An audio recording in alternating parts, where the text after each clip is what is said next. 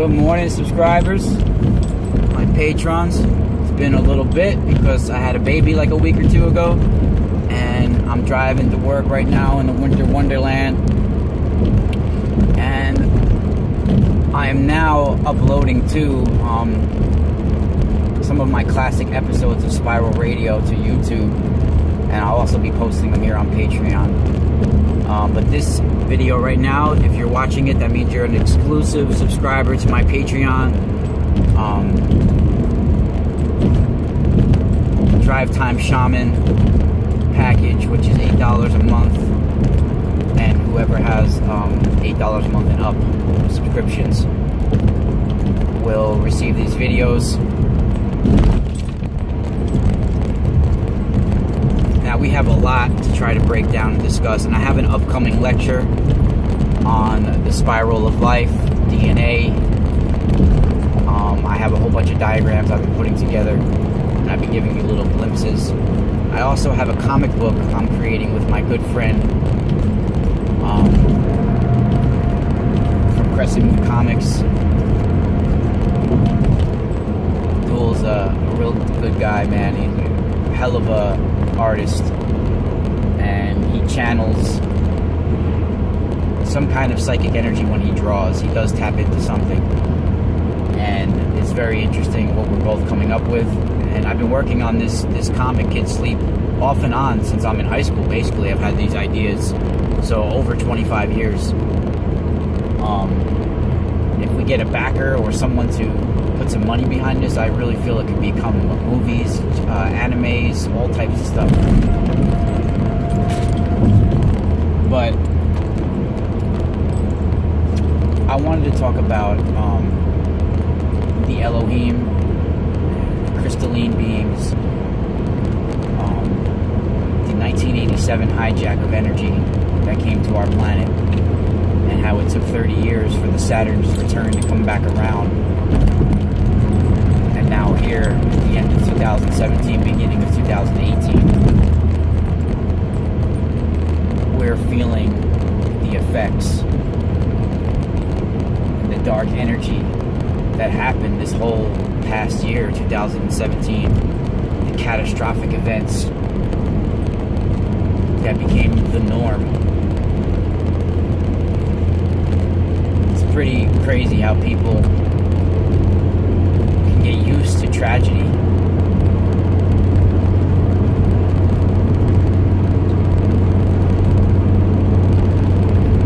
Now, from my understanding and my experiences and my research,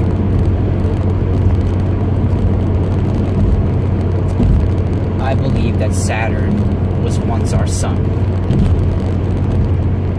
Now, these beings, the Elohim, whatever you want to call them, I feel are crystalline type entities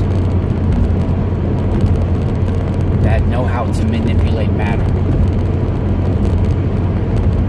And the Elohim, elite, all these words, the El are associated with Saturn.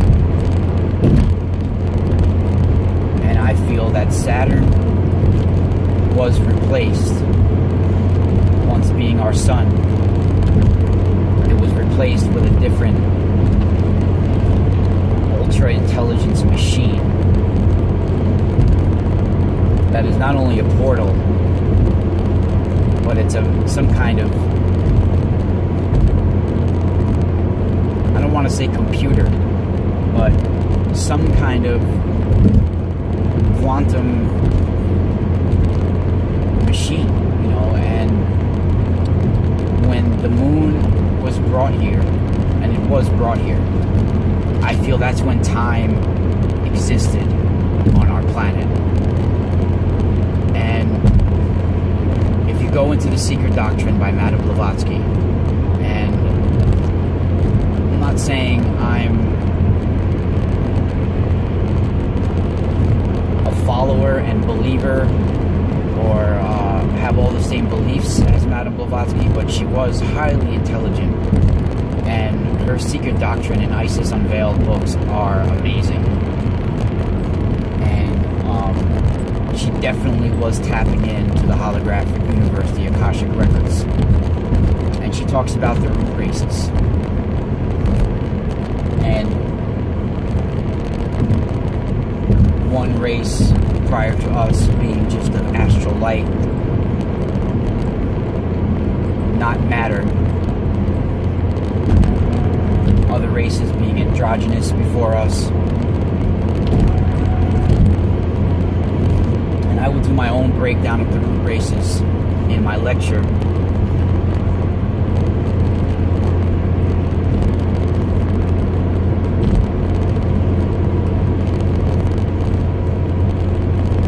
But when we have both near-death experiences, out-of-body experiences, sometimes extreme illness where you're at the brink of death, right at the door of death, your DNA is altered in a way. Chemicals are released in your body. Particles of information are awakened and released, along with, I feel, DMT.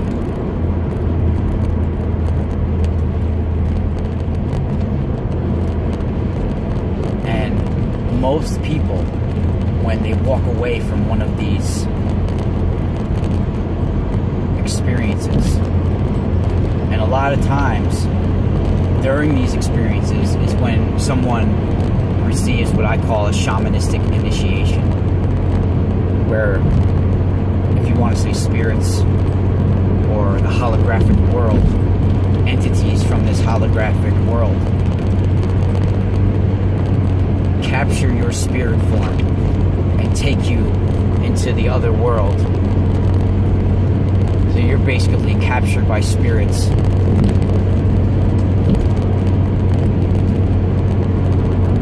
as they prepare you for your journey and your life path.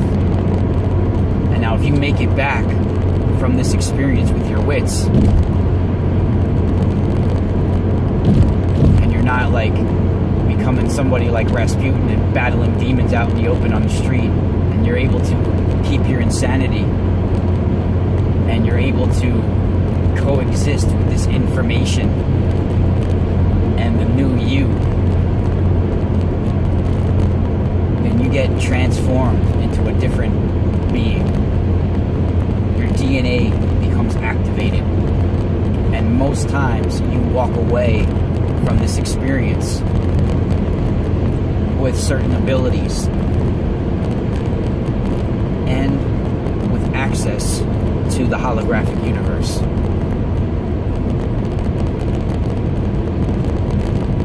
Now, before I had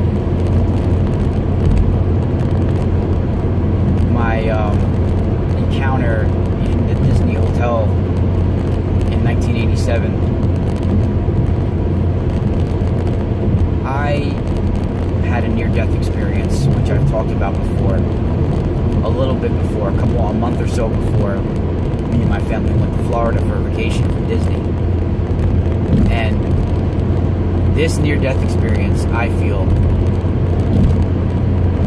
gave me access to the holographic universe, gave me downloaded or opened up information that was stored within inside my genetic ancestral memory. And after this experience, I knew that these crystalline type beings that escorted my soul to this crystal type 2 structure that I feel was on the far side of the moon, it caught my soul, and I was in this tube-like structure. I was escorted by what I saw as 4 robed beings of light. And in my impression, they were only robed to soothe me, to calm me, so I can see them looking somewhat human form. Now, I never saw facial features. All I saw was light coming out of the robes, but it was in the shape of a humanoid. But I've seen these beings since then, and they have what can only be compared to cilia. They have tentacles, crystalline type tentacles, holographic tentacles.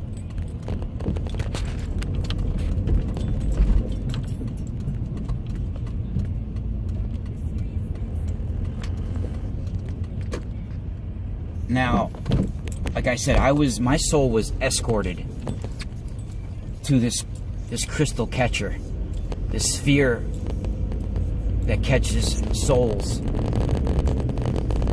and something was being downloaded to me, and they were at all the cardinal directions, the north, the south, the east, the west. They were standing at all ends of this tube while I was spread out, my arms and legs spread out. And I had to level myself out like I was in the carpenter's level, like in the bubble. And I was inside of this memory water. I've described it before. Now, after this experience, certain abilities started to manifest. One of them is what I call a certain kind of automatic writing. But I've looked at other people do automatic writing, and mine's a little bit different. And everybody's abilities are different. No two people experience the holographic universe the same. Everybody has different kind of abilities.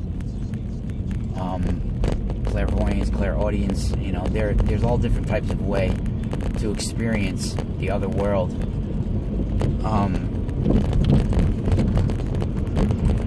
I sometimes experience it with just seeing symbols and like playing charades, looking in the center of something's eyes and just having a knowing, and seeing certain shapes and symbols and just knowing what they mean. Colors. I also can hear certain phrases sometimes and thoughts. So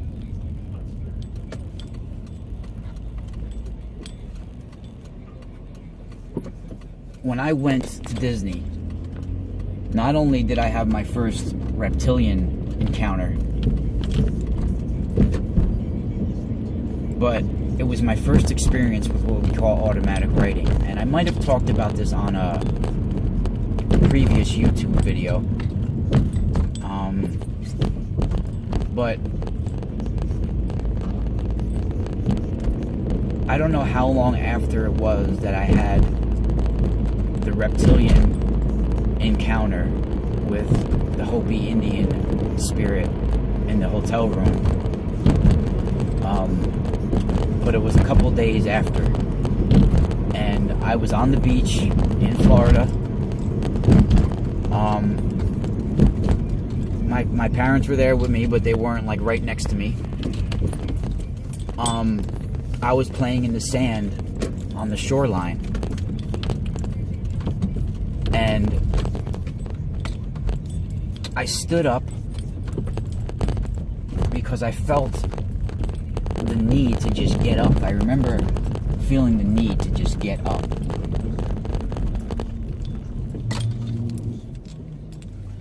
So I got up. I remember staring at the sky, and I had a missing time moment. Like, I don't remember how long I was standing there. And when I first was standing there, I remember looking back and seeing my mom and dad on the blanket, sitting back in the chair, maybe sleeping even. And so then I looked back towards the sky, and I felt like I saw lightning. Even though it was a beautiful sunny day, I saw electricity, like a lightning flash. And then I remember following it around the whole earth. Like I saw it go around the whole sky, whipped around, and it went around, and I followed it. I saw it go, and it was going like through the clouds. Some kind of electric inertia I was feeling. So I saw this electricity zip around the sky, and then it felt like it was coming towards me, and it hit me like a ton of bricks. As soon as it hit me, I just felt this lethargic, draining energy feeling. Like I couldn't even lift my arms up.